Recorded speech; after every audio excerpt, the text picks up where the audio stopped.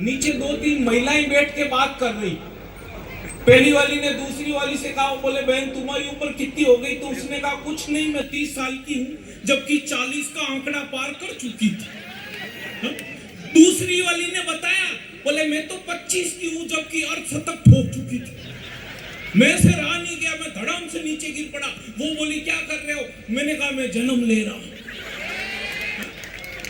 था कि देखिए ये जरूरी है। मैं दावा करता हूँ सब लोगों के चेहरे पर मुस्कान छोड़ के जाऊंगा।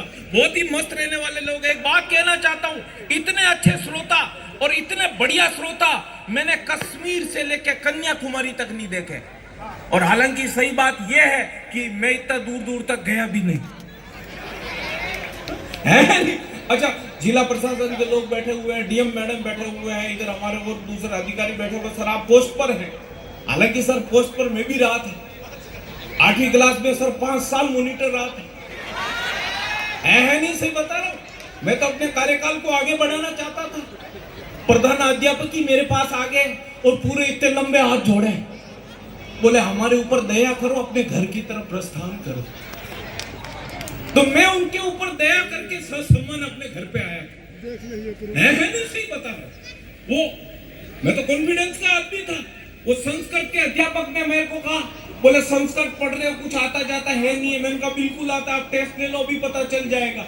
तो वो श्लोक आप सब लोगों ने सुना होगा, सर्वे भवन्तु सुखिनः, सर्वे सन्तु निरामया, सर्वे भद्राणि पश्यन्तु, मा कश्चित् दुःख भाग् भवेत्। बोले इस श्लोक का हिंदी में अनुवाद करो। मैंने कहा बिल्कुल कर दूंगा, मैं कॉन्फिडेंस का आदमी। मैंने कहा सर को, संस्कृत के अध्यापक को, मैंने कहा सर इसमें मेन शब्द क्या है? सर्वे। सर्वे यानी सर्वे। मैंने लिखा कि जब सर्वे किया गया तो पता चला भवंतु ऋषि के आश्रम में कोई सुखी नहीं था।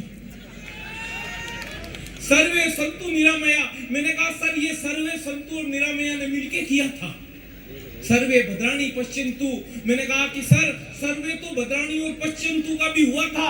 माँ का दुःख भाग् भवेत्, पर उनकी माँ क्या करती जब उनके भाग्य में सुख नहीं था? बोले ऐसे कैसे बेवकूफ बना रहे हो? मैंने कहा कॉन्फिडेंस में ऐसे ही होगा। बोले चलो दूसरे का बताओ। मैंने कहा पूछो। बोले तम सोर माँ ज्योतिर्गमय। मैंने कहा सिंपल सी बात है, तुम सो जाओ माँ, मैं ज्योति के घर जा रहा हूँ। हाँ, ये सबको समझ में आ गया। हाँ? गणित के अध्यापक आ गए, बोले एक खेत को 5 आदमी मिलकर 10 दिन में जोतते हैं, तो 15 आदमी मिलकर उस खेत को कितने दिन में जोतेंगे? तो मैंने लिखा, मैंने कहा जब एक बार खेत जुत गया तो बार बार जोतने की जरूरत क्या है? क्यों ऊर्जा लगा रहे हो? सिस्टम ऐसा हो गया। वो विज्ञान के अध्यापक आ गए, बोले प्रश्न का उत्तर दो। मैंने कहा सर पूछो। बोले पानी को हम पीते क्यों हैं? मैंने कहा सिंपल सी बात है, हम उसको खा नहीं सकते इसलिए पीते। इतने ये हमारी परीक्षाओं की बात चल